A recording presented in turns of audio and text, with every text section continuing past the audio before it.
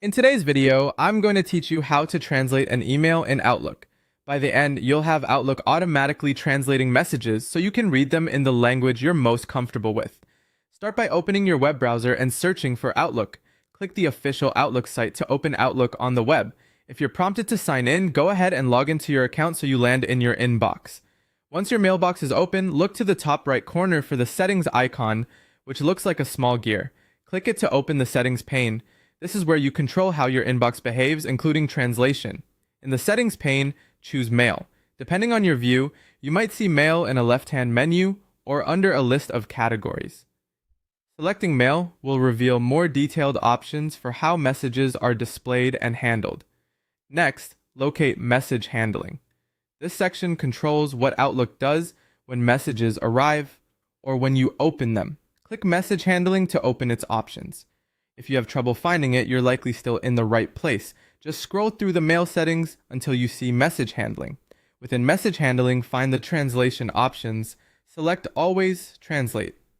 This tells Outlook to automatically translate emails that arrive in a language different from your default reading language.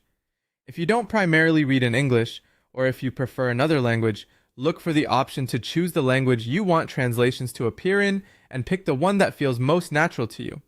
This setting applies to the body of the email you read in your inbox. Attachments won't be translated automatically.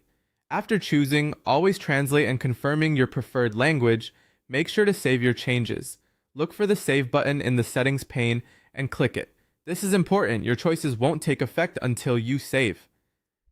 From now on, when a message arrives in a different language, Outlook will translate it for you automatically. You'll usually see a small note indicating it's been translated, and you can switch back to the original text if you ever need to compare. If you notice anything off in a translation, that's normal for automated tools, and you can still refer to the original message at any time. That's all you need. Quick recap.